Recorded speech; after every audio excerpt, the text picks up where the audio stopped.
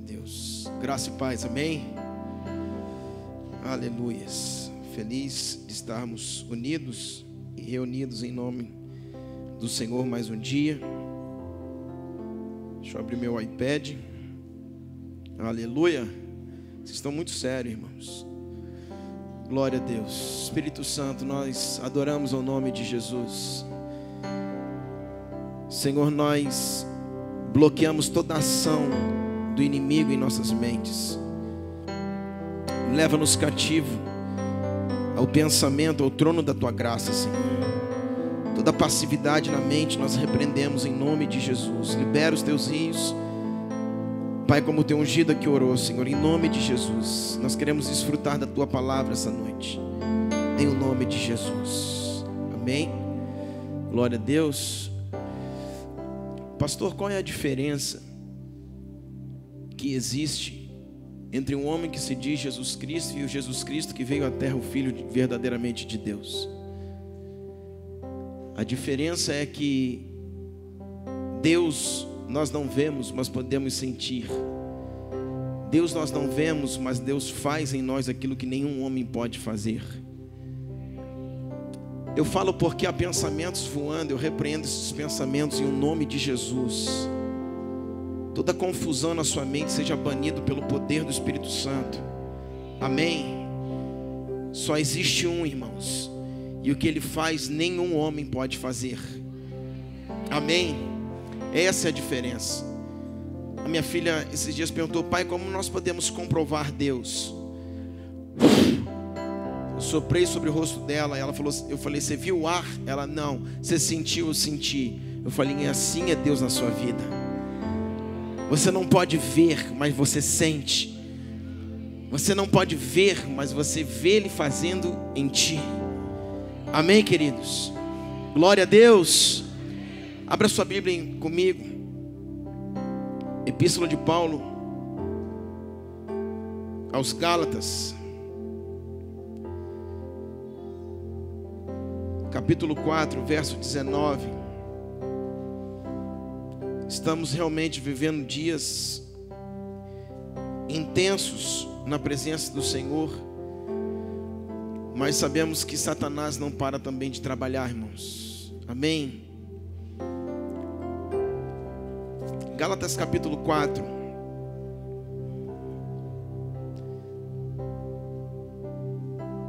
Vamos ler a partir de 18, diz assim: é bom ser sempre zeloso pelo bem, e não apenas quando estou presente convosco. Meus filhos, por quem de novo sofro as dores de parto, até ser Cristo formado em vós. Meus filhos, por quem de novo eu sofro as dores de parto, até ser Cristo formado em vós. Pudera eu estar presente agora convosco, falar-vos em um outro tom de voz, porque me vejo perplexo ao vosso respeito. Aleluia. Querido, nós estamos diante de um texto em que o apóstolo Paulo, o segundo maior apóstolo, porque o primeiro foi Cristo, ele está na Galácia pregando o Evangelho de Cristo a essa igreja na Galácia. E aquele pregando, irmãos, ele chega a um momento em que ele não está mais lá. E todas as vezes que Paulo pregava, ele deixava um pastor, ele deixava um filho lá. Assim foi Timóteo, Tito e muitos outros, Filemão. São homens em que Paulo investia e Paulo deixava para essas igrejas, porque ele implantava, estabelecia as igrejas, e ele saía e os seus filhos na fé ficavam cuidando dessas igrejas. E aqui na Galácia Paulo está falando aos seus filhos e diz: meus filhos, por quem de novo, isso significa novamente, eu estou tendo dor de parto. Segundo a psicologia, a dor de parto é a segunda maior dor que existe, porque a primeira é da perca de um filho. Quando uma pessoa perde um filho é uma dor muito grande, e a segunda é a dor de parto. ou vice-versa, alguma coisa assim, são as duas maiores dores que existem: a de perder um filho e a dor de parto. E Paulo, ele vai muito além, ele fala que eu estou tendo dor de parto para que Cristo seja formado em vós. E é isso que eu quero trabalhar com vocês nesses minutos aqui. Até que Cristo seja formado em nós, até que Cristo seja edificado em nós. Cristo é a esperança da glória. Cristo em nós é a esperança da glória. Paulo veio pregando Cristo de uma forma veemente. Quando Paulo entra em Atenas, que era a capital da Grécia, ele vai para o Areópago, e quando ele chega lá, está lá escrito uma frase grande: ao Deus desconhecido. Paulo entra e lê aquilo: ao Deus desconhecido. Paulo olha aquela expressão e ele começa a pregar para aqueles homens de Atenas, e ele diz: a esse Deus desconhecido hoje eu vos anuncio. Esse Deus é Cristo em vós, a esperança da glória. E eles começam a pregar a Jesus Cristo. Por quê? Porque Atenas era a capital da Grécia. E se nós formos olhar, irmãos, e nós vamos falar um pouco sobre isso, a Grécia é a capital das ideologias e das filosofias. Então, aonde não havia Cristo, mas havia uma filosofia ou uma ideologia, Paulo entra quebrando aquilo e dizendo: ao Deus desconhecido, hoje, atenenses, eu vos anuncio a Jesus Cristo. Por que estamos falando isso, irmãos? Eu não sabia nem desse vídeo. E é tão tremendo que o tema hoje vai nos dizer: até que Cristo seja formado em vós, em nós. Por quê? Porque nós não podemos ser mais uma igreja superficial. Pastor, mas nós estamos carregados de revelações, nós estamos carregados de palavras. Aleluia por isso. Mas não é o quanto você recebe de revelação, não é o quanto você tem de revelação, mas é o quanto você responde às revelações, é o quanto você dá uma resposta àquilo que tem recebido. Então não basta nós estarmos carregados, porque essa casa é uma casa de palavra, é uma casa de revelação, é uma casa de governo. Mas o espírito da passividade não pode roubar as sementes que são liberadas. Porque não é o quanto, hoje teve uma grande palavra, o que foi falado? Não sei. É o quanto eu entendi, e todo entendimento te posiciona. É o quanto eu estou dando uma resposta àquilo que eu estou entendendo. Então Paulo aqui está entrando num lugar de filosofia.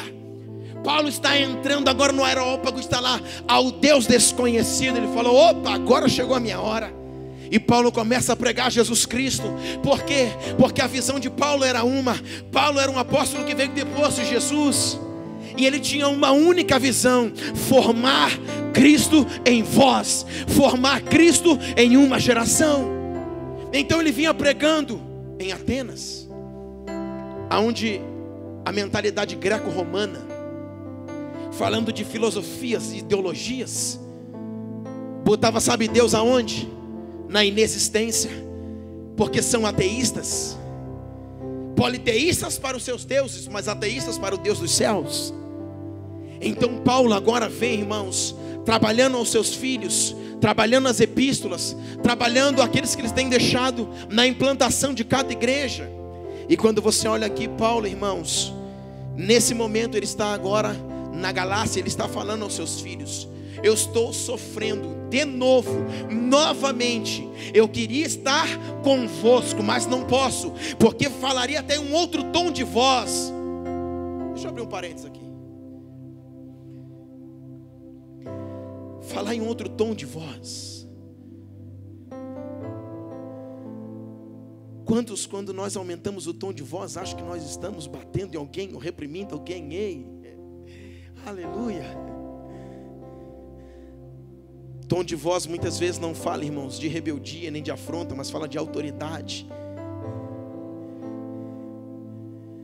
Quem tem filho sabe que você não quer pegar, matar o seu filho, mas você quer corrigi-lo porque você o ama. E muitas vezes você dá aquele brado, como eu, nada. Ele vem correndo. Eu olho para a cara dele, pode voltar, porque ele já sabe. Paulo está falando, eu queria falar em outro tom de voz, mas eu não estou convosco.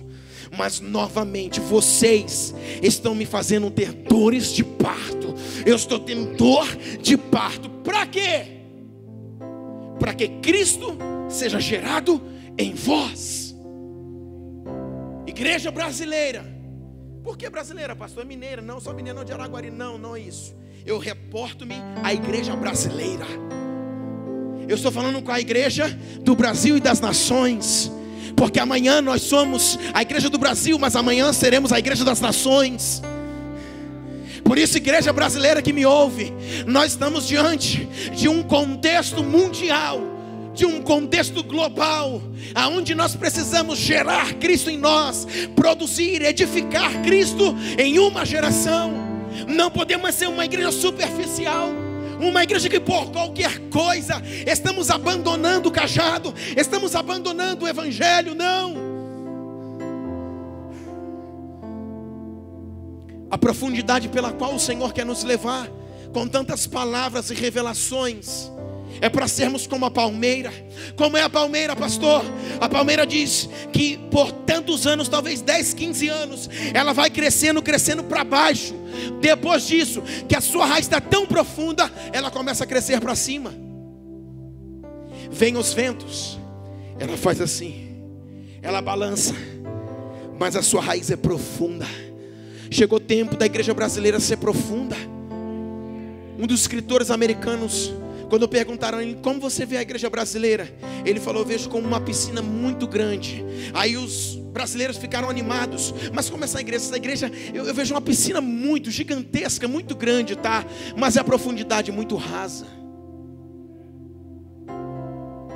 Por quê? Porque nós temos grandes números. Talvez maior que a Europa, maior que a América. Mas ele dizia que é raso. Por quê, irmãos? Porque muitas vezes nós estamos acostumados a vir à igreja, a estar aqui aos domingos. Talvez venha mais um dia, mas nós não crescemos como a palmeira muitas vezes. É crescer para baixo, é ter uma intensidade, é provocar em nós uma raiz profunda, que seja qualquer coisa que nos aconteça, nós nos tornamos inabaláveis em Deus. Por quê? Porque Cristo em nós não se trata mais apenas de nós entendermos quem nós somos em Deus, mas se trata de aquilo que somos ser espelhados a uma geração. Por quê, pastor? Porque a terra está sendo tomada dos muçulmanos. Você sabia disso? Segundo as estatísticas, para que uma cultura se perdure dentro de uma geração, nós precisamos ter 2,11 filhos. E cada dia mais as nações da terra têm menos filhos. Para quê? Porque o custo está alto, porque é difícil, porque há perigo, porque há isso, porque há aquilo. Então, se nós tivermos de 2 a 3 filhos, nós conseguimos segurar uma cultura. Mas quando nós olhamos hoje, já há países que está sendo proibido ter filhos. E nós olhamos para nós, a nossa cultura hoje é de 1, 2 no máximo. Mas os muçulmanos estão tendo 8 a 12 filhos, para que a cultura do Islã seja emplacada dentro deles, e eles saiam dali como tochas, tocando fogo no mundo, e pregando o Islã, e estabelecendo o islamismo na terra. Aquilo que você está vendo, essa sede é no Rio de Janeiro, o 666 crescendo em graça. Como o Caio Fábio também tem um movimento chamado Crescendo em Graça no Rio. Mas esse homem, porto-riquenho, ele estabeleceu a igreja lá no Rio, e essa igreja tem crescido a cada dia. Quem já ouviu falar de Lana Holden, que foi uma grande pregadora que andou por muitas igrejas? Ela também tem a igreja contemporânea, com uma outra mulher, está dentro do Rio de Janeiro, e está crescendo, já tem 5 templos. Pastor, você está assustando? Não, eu estou te trazendo uma realidade, porque Cristo em vós é a esperança da glória. Cristo tem que ser formado em nós, mesmo que nós venhamos ter dor de parto por uma geração. Essa geração vai receber Cristo dentro de si. Como Paulo disse, eu me gastarei, e me deixarei gastar por amor de vós. Quantos estão dispostos a se gastar? Quantos estão dispostos a se gastar? Não, terça e quinta é muito difícil, misericórdia. Estamos engatinhando então. Nós precisamos, quando Cristo for formado em nós, ter dores de parto por uma geração. Quando eu falo dor de parto, é dor de verdade. Por isso às vezes começamos alguma coisa e paramos. Começamos e paramos. É a síndrome do Éden que Adão teve. Precocemente saiu do Éden. Não era tempo dele sair do Éden. Ou melhor, nem do Éden era para ter saído. E quando saiu, ainda saiu no tempo errado. Porque Deus estava começando um relacionamento com Adão. E Adão perdeu o seu tempo junto com Eva. Eles pecaram e saíram do Éden. Geraram um filho precoce que foi Caim, por isso matou Abel. Tudo precoce. Por quê, irmãos? Porque não está esperando criar, fundamentar e edificar Deus em nós, Cristo em nós. Por que Deus vinha na viração do dia falar com Adão? Porque estava colocando dentro de Adão aquilo que ele necessitava. Quando Adão sai, Adão ele é desenxertado da videira, é desenxertado de Cristo, de Deus. Quando nós falamos sobre isso, irmãos, nós vemos que lá no Éden, toda aquela criação que você sabe, Deus cria o homem, forma ele, foi feito o alma vivente. De repente ele está lá, da sua costela faz a mulher, toda aquela história que você sabe. Ele está dentro do Éden agora com a sua mulher, e vai haver a queda. Quando eles caem, não era o propósito de Deus, obviamente, mas Deus já tinha uma saída também para aquela queda. Porque Deus é soberano, Deus é onisciente, e Deus sabe de todas as coisas. E naquela queda que eles tiveram, eles foram removidos do Éden, eles saíram do Éden. Mas a Bíblia vai dizer que havia uma árvore que foi colocada no meio do jardim. Qual era a árvore? A árvore da vida. E também uma outra árvore, que era a árvore do conhecimento do bem e do mal. Porém a árvore da vida que foi colocada, o homem que se alimentasse viveria eternamente, não morreria. E a Bíblia vai dizer que eles vão perder o acesso àquela árvore. Quando eles são removidos do Éden, vai ser colocado anjos com espada desembainhadas na porta do Éden, justamente para uma coisa, para que eles não tivessem acesso a esta árvore, que era a árvore da vida. Por terem caído, eles não podiam agora ter acesso à árvore da vida. E isso diz respeito a alguma coisa. Quando nós chegamos em Apocalipse, lá na igreja de Éfeso, a primeira igreja das 7, a Bíblia vai dizer: ao que vencer, dar-lhe-ei de comer da árvore da vida. O Gênesis está ligado ao Apocalipse. O Gênesis está dizendo que um homem perdeu, mas aquele que vencer vai retomar a comer da árvore da vida e vai viver eternamente com Deus. Isso significa que um homem perdeu, mas o desejo de Deus é trazer o acesso novamente ao homem dessa árvore. Isso significa tudo que o homem faz reflete diretamente na terra. Tudo aquilo que fazemos está refletindo diretamente na terra. Por isso a Bíblia vai dizer aqui que quando Adão ele peca, diz a Bíblia que Deus amaldiçoou a terra. Quem foi que amaldiçoou? Deus amaldiçoou a terra. Mas como assim, pastor? Foi? Está lá no Gênesis. Por causa de ti, Adão, eu amaldiçoo a terra. 3,17. A terra é amaldiçoada. Sabe por que a terra foi amaldiçoada? Por causa do pecado de um homem. Porque o homem não obedeceu, caiu essa terra amaldiçoada. Ok? Nós vamos caminhando. O homem agora não tem acesso mais à árvore da vida, e a terra foi amaldiçoada. Duas características. Nós vamos caminhando na história. Esse homem que sai do Éden vai gerar 2 filhos, Caim e Abel. Caim vai matar Abel, vai ficar só Caim. Uma geração terrível de Caim vai vir, como Jubal, que foi o chefe de todos os instrumentos. E Deus não era glorificado naquele dia. Deus não era glorificado naquela hora. e o pai de todos os instrumentos de harpas veio da descendência de Caim. Mas porque havia uma adoração nos céus, quando essa adoração para, homens na terra começam a tentar fazer uma adoração, mas Deus não estava ali.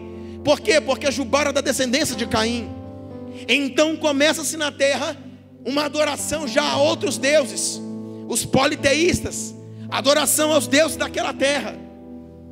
Mas a Bíblia vai dizer que no lugar de Abel, Adão e Eva, vai nascer Sete, e de Sete vai nascer Enos, e de Enos, diz a Bíblia, e começou-se a glorificar o nome do Senhor. Isso significa, Deus estava sendo devolvido à terra. Então a adoração começa a ser restaurada na terra. Após isso, Deus está olhando para a terra, mas a terra começa uma grande corrupção do gênero humano. Deus está olhando e está pensando em enviar o dilúvio. Por quê? Porque o coração do homem era má continuamente. Então Deus está olhando e há uma perversão sobre a terra. Deus está olhando e há uma corrupção no gênero humano. E Deus agora pensa, e Ele está olhando para a terra, e a terra não está retornando a Ele. A terra não devolve a Ele aquilo que Ele merece, a adoração. Então Deus agora vai enviar o dilúvio. Vem comigo. Quando o dilúvio vem sobre a terra, você conhece muito bem a história, vai sobrar uma família, a família de Noé. Após isso, Noé vai sair da arca e vai fazer uma coisa. Adão cai no Éden, perde o governo da terra. Deus vai levantar um homem chamado Noé, para que limpasse a terra e levantasse novamente uma nova geração. Mas esse homem, ele vai sair da arca e vai amaldiçoar quem? O seu neto, Canaã, amém? Isso significa, irmãos, Deus está vindo em gerações e gerações e gerações, tentando estabelecer uma relação com o homem. E o tema que nós falamos é Cristo em vós.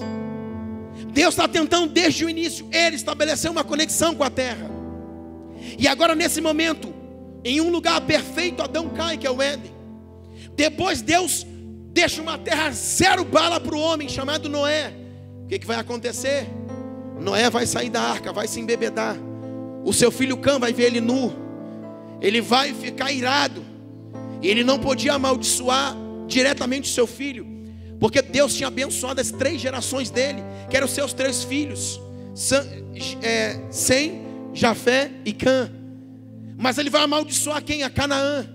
Quando ele amaldiçoa a Canaã, olha para mim agora onde eu quero chegar. Lá no princípio, quando Adão peca, quem amaldiçoou a terra? Deus. Aí Deus vai e limpa a terra com o dilúvio. E Deus vai começar uma terra agora do zero. Noé sai da arca. Não tinha idolatria, outros deuses, não tinha nada, porque a terra toda foi tomada. Então a terra era para começar do zero. Aí Noé sai da arca e ele mesmo agora planta a maldição sobre a terra. Pastor, o que você quer dizer com isso? Que nós somos responsáveis pelaquilo que a terra está vivendo. Quando nós falamos Cristo em nós, ser produzido, ser criado, ser gerado, Cristo em nós, é porque nós devemos viver como Cristo vivia. É que nós precisamos corresponder à terra como Cristo correspondeu. Quando nós olhamos essas 2 gerações que foi de Adão, aliança adâmica e noélica, são 2 alianças. E nessas 2 alianças, um está caindo, Deus amaldiçoa a terra. Mas agora Deus quer remir a terra através do dilúvio. Deus vai remir, vai limpar a terra através do dilúvio. Mas depois de limpar a terra, o próprio homem agora, que Deus quer estabelecer como cabeça e como governo, ele vai e amaldiçoa o seu neto, dizendo que toda uma geração que saia dele está sendo amaldiçoada. O que isso significa para nós? Que um dia Deus amaldiçoou, mas o outro dia Deus limpou a terra. Mas no outro dia, o homem que era o reflexo da glória de Deus, a coroa da criação, ele está agora, ele mesmo plantando a maldição sobre a terra. Pastor, o que você quer dizer com isso? Todos os movimentos, todas as seitas, todas as heresias, tudo aquilo que vem caminhando de forma veemente sobre a face da terra, é só por causa de uma coisa: por causa do recuo dos filhos de Deus. Só por causa disso. Quando nós entendermos que a terra, ela reflete aquilo que somos. Por quê? Porque quando Adão ele peca no Éden, diz a Bíblia que nasceu-lhe abrolhos e espinhos. Por quê? Porque antes do pecado não tinha. E até melhor dizendo, antes que Adão pisasse nessa terra, nem chuva tinha sobre a terra. A Bíblia diz que vinha um orvalho que vinha por debaixo da terra e regava a terra, mas nunca havia chovido sobre a face da terra. Quando Adão pisa no Éden, ele é formado e pisa na terra, começa a chover pela primeira vez. Por quê? Porque a Bíblia diz que não tinha ninguém para lavrar e guardar o jardim, porque não tinha ninguém para cultivar, não tinha ninguém para lidar com aquele jardim. E isso é o reflexo. A chuva aponta de algo que vem para o céu, e o homem aponta o homem mobilizando aquilo que o céu está manifestando na terra. E isso está dizendo que tudo aquilo que a terra sofre é por causa do nosso sacerdócio, é por causa daquilo que somos. Por isso que quando Paulo está pregando, Paulo está se gastando, Paulo sabe do que está falando e sabe do que está fazendo e o porquê faz. Porque ele sabe que a terra reflete aquilo que nós somos. A chuva vem, ela estava denunciando que era Deus, os céus, trazendo para a terra, para que o homem pudesse se mover, cultivar sobre a terra. Isso significa, sem um homem na terra não tem chuva, sem um homem na terra Deus não faz nada. Mas o homem pisa na terra e Deus começa a fazer, começa a chover. Por quê? Porque o homem é que cuida dessa terra, o homem é quem cultiva, é quem lavra essa terra. E aí nós vamos entender, irmãos, que nesse ponto Deus já estava manifestando para que o homem pudesse entender. Adão já seria esse governo sobre a terra. Adão já estaria ali quando Deus entrega para lavrar e guardar o jardim. A chuva começa a cair, ele começa a dar nome aos animais. Isso significa, Deus havia falado para ele: domine sobre essa terra. Mas ele vai lá, juntamente com Eva, e peca, e cai. E a terra agora ela começa a refletir. Deixa eu dizer uma coisa para você. Como administrador da terra, quando ele cai, é trocado o administrador. Ele tinha a chave, ele tinha o governo do Éden. Mas quando ele peca, quando ele cai, ele está entregando legalmente o domínio da terra para Satanás. Então, se agora Adão é aquele que governa a terra, Adão é o administrador da terra, tinha uma condição: não pecar contra Deus, não cair. Quando ele cai, ele está entregando agora a administração dessa terra a Satanás. Por isso que Deus tem o seu reino, mas Satanás tem o seu império. Deus trabalha para estabelecer um reino, Satanás paralelamente trabalha para estabelecer o seu império, o império das trevas. Então é Deus fazendo uma coisa e Satanás na paralela também trabalhando para frustrar aquilo que Deus quer estabelecer. Aonde nós estamos? Somos os trabalhadores da vinha, somos aqueles que estamos estabelecendo esse reino, mas Satanás também da mesma forma. Por quê? Porque os céus são os céus do Senhor, mas a terra Ele deu aos filhos dos homens. Falou bem. Ele não entregou a terra aos filhos de Deus. Amém? Os céus são os céus do Senhor, mas a terra Ele deu aos filhos dos homens. Pastor Lucas, seria mais fácil se Ele tivesse entregado aos filhos de Deus. Mas aqui Ele entregou aos filhos dos homens. Quem são os filhos dos homens? Todos nós. Então Deus está focado, trabalhando para estabelecer um reino, estabelecer o seu governo sobre a terra. Agora Satanás está numa paralela, porque tudo que Deus faz o diabo imita. Ele está numa paralela, trabalhando para estabelecer o seu império, o império das trevas. Homens são usados de um lado e do outro. E qual é a nossa dificuldade, irmãos? De entendermos e trabalharmos para um reino ser estabelecido. O único problema que nós temos é porque não conseguimos muitas vezes que Cristo seja gerado, edificado, formado em nós. As ministrações de Jacó falou que Deus criou a Jacó, mas formou a Israel. Quando a Bíblia vai dizer que Ele não criou o homem, a Bíblia vai dizer que Deus formou o homem do pó da terra. Deus já estava no princípio formando alguma coisa no homem. Nos tornamos uma criatura na queda e depois voltamos para aqueles, nos tornamos filho de novo. Amém? Então, quando nós olhamos para essa condição de uma paralela, que há um reino sendo estabelecido, um império sendo estabelecido, nós não temos outra saída senão Cristo ser formado em nós. Ele é a esperança da glória. Mas diante disso, nós olhamos, após o homem, Deus ter limpado a terra, esse homem tinha uma terra limpa para começar. Esse homem chamado Noé, ele tinha tudo para começar bem, tudo para fazer uma terra que glorificasse a Deus. Mas quando ele amaldiçoou o seu neto Canaã, de Canaã vieram os cananeus, de seu filho Cã vieram os egípcios, os babilônicos, os piores inimigos filisteus do povo de Israel. Se levantou uma geração terrível e pecaminosa, adoradores de Baal e de outros deuses.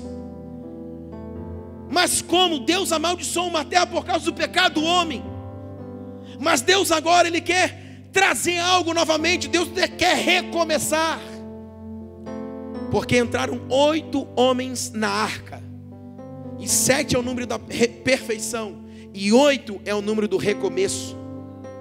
E haviam 8 dentro da arca, dizendo: nós estamos recomeçando. Deus fala: eu vou dar uma chance ao homem, eu vou recomeçar a terra. Deus não ia mais amaldiçoar a terra. Deus disse que não ia acabar mais a terra com dilúvio, com água.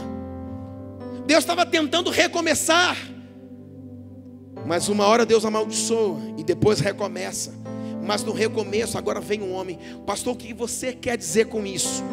Eu quero dizer o seguinte: muitas das maldições que estão sobre as gerações são os homens que estão plantando sobre a terra. Deus não está mais amaldiçoando ninguém. Deus está disposto a abençoar pessoas. A correção de Deus não é uma maldição, é correção.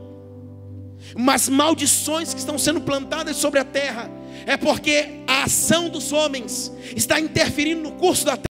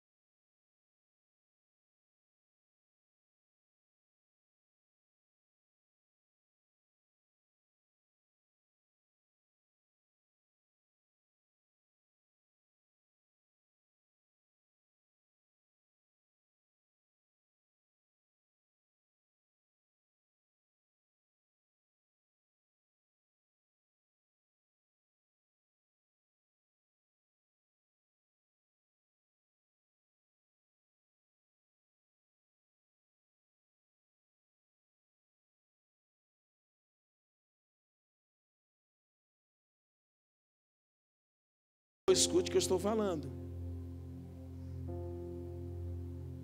Quando você estiver no lugar da prensa, entrou na primeira prensa, diga: venha sobre mim o poder de resistência, que me faz suportar as fases do processo. Porque Deus tem coisas grandes para fazer a partir de nós, irmãos. E Deus não vai parar por aqueles que não querem passar no processo. A fila anda. Deus vai chamar a próxima senha e nós vamos estabelecer aquilo que Deus quer. Mas os processos virão. Aleluia. Então você que talvez funcionário, empresário, pastor, isso, aquilo, vem dias em que Cristo será formado em nós, para que nós venhamos dar uma resposta nessa geração, para que nós venhamos corresponder aos anseios do coração do Pai.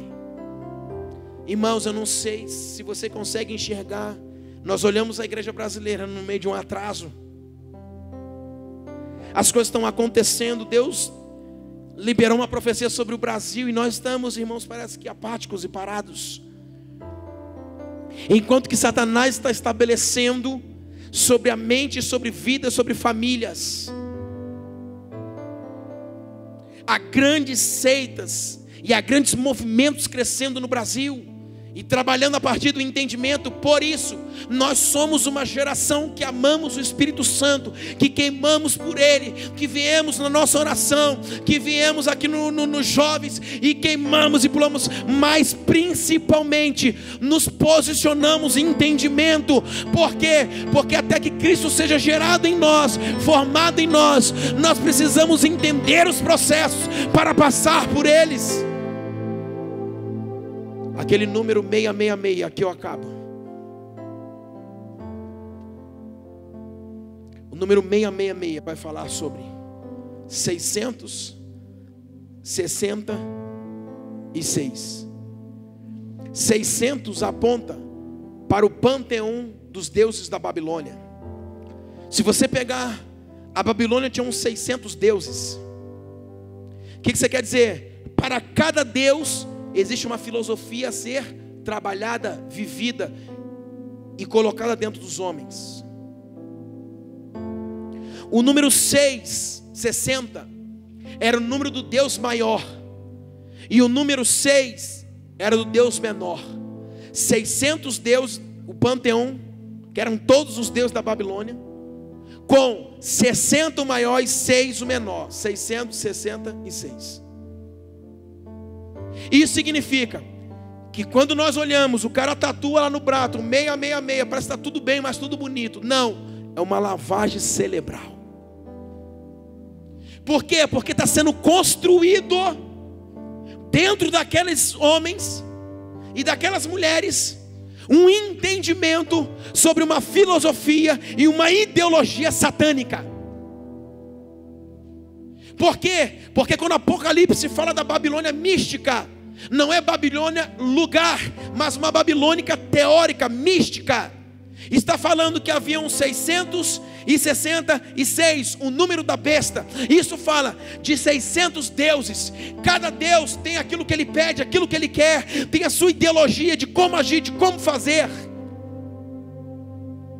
Por isso que a estátua de Nabucodonosor, ele tinha 60 côvados, e 60 de altura e 6 de comprimento, já era 66. E os panteões da Babilônia todos eram 600, dá 666. Sabe o que é isso? Não é o cara tatuar num braço e dizer eu sou do 666. Não, é tatuar na mente, é estabelecer uma filosofia na mente, é estabelecer uma ideologia na mente, é trabalhar uma lavagem na mente dos homens, das crianças. Para quê? Para que em vez de formar Cristo, formar uma Babilônia mística. Nós estamos numa noite esquisita hoje, hein? Veio esse vídeo,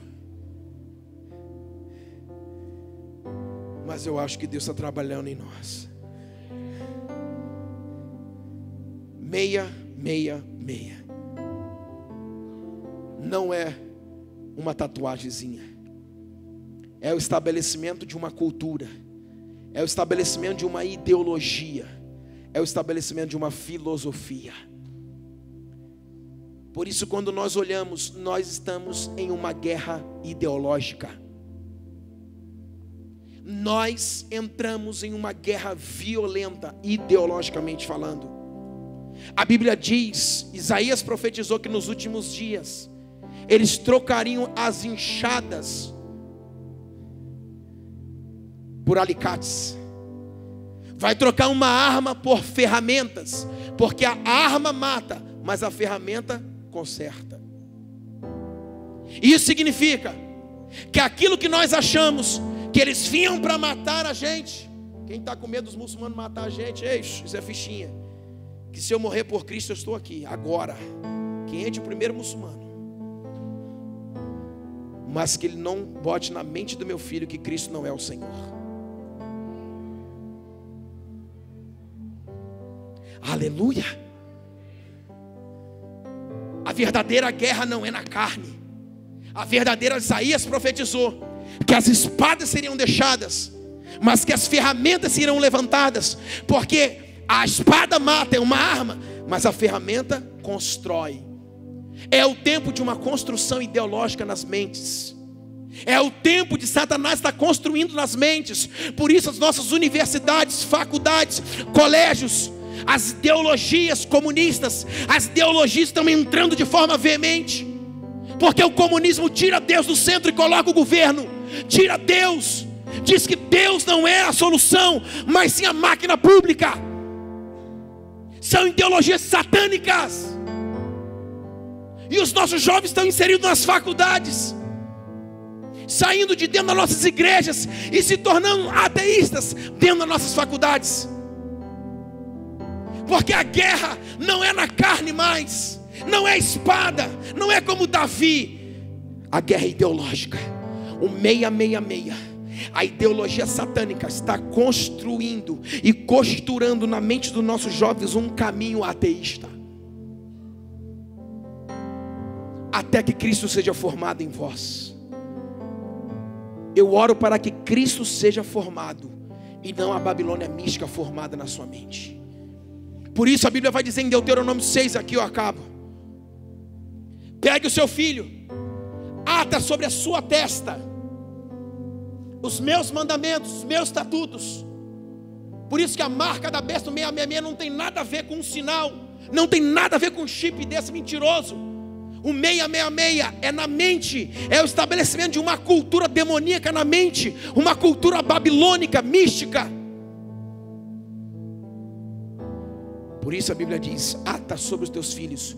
Atar não é você pegar uma plaquinha, botar aqui e dizer amará o teu Deus. Não existe isso, irmãos. Quando diz atar sobre a mente, é inculcar, colocar sobre a mente do teu filho as verdades do reino de Deus. Por quê? Porque sabendo que lá na frente, quando a Babilônia mística chegar, o que está inculcado é o reino de Deus na mente dos seus filhos. Fique de pé comigo em nome de Jesus.